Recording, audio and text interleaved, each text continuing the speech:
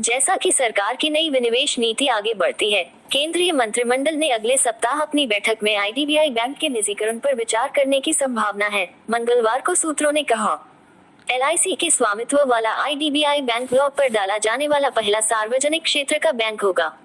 लोगों को पता है कि केंद्र बैंक में अपनी हिस्सेदारी की पेशकश करने की संभावना है।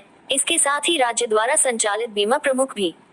वर्तमान में केंद्र में 45.48% और भारतीय जीवन बीमा निगम एलआईसी की 49.24% बैंक में हिस्सेदारी है।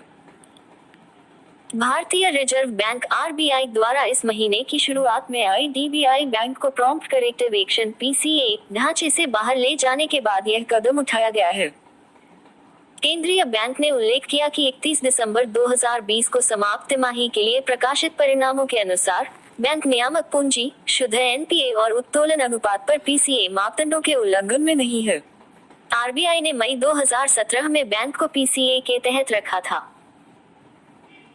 फरवरी में केंद्रीय बजट FY22 पेश करते हुए वित्त मंत्री निर्मला सीतारमण ने कहा कि आईडीबीआई बैंक के साथ अगले वित्तीय वर्ष में 2 अन्य राज्य संचालित बैंकों का निजीकरण किया जाएगा।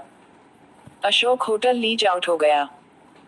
विभाजनों के अलावा सूत्रों ने कहा कि केंद्र की योजना अपने प्रमुख होटल द अशोक को लुटियन दिल्ली में पट्टे पर देने की भी है। केंद्र 60 साल की अवधि के लिए होटल को लीज पर देने की योजना बना रहा है, जो सूत्रों के अनुसार अवधि के दौरान 5,000 करोड़ रुपए प्राप्त कर सकता है। राष्ट्रीय राजधानी के केंद्र में स्थित आईटीडीसी के स्वामित्व वाले होटल को 1956 में यूनेस्को की बैठक की मेजबानी करने के लिए भारत के पहले प्रधानमंत्री जवाहरलाल नेहरू के इशारे पर बनाया गया था।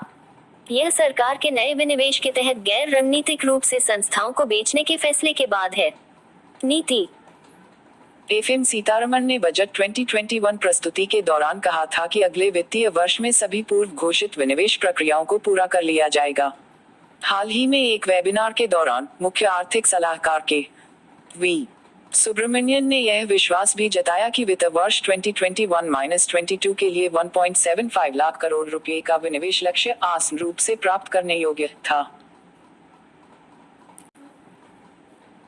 भारतीय रिजर्व बैंक आरबीआई द्वारा इस महीने की शुरुआत में आईडीबीआई बैंक को प्रॉम्प्ट करेक्टिव एक्शन पीसीए ढांचे से बाहर ले जाने के बाद यह कदम उठाया गया है।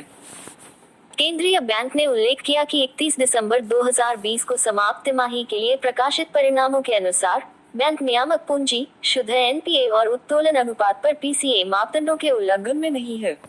आरबीआई ने मई 2017 में बैंक को पीसीए के तहत रखा था।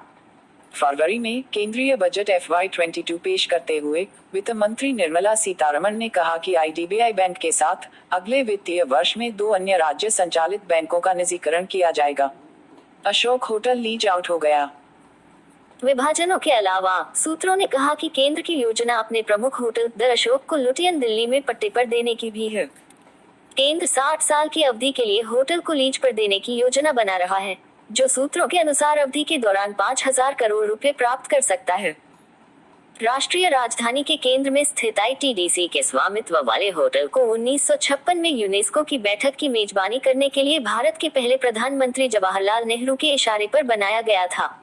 यह सरकार के नए विनिवेश के तहत गैर रणनीतिक रूप से संस्थाओं को बेचने के फैसले के बाद है।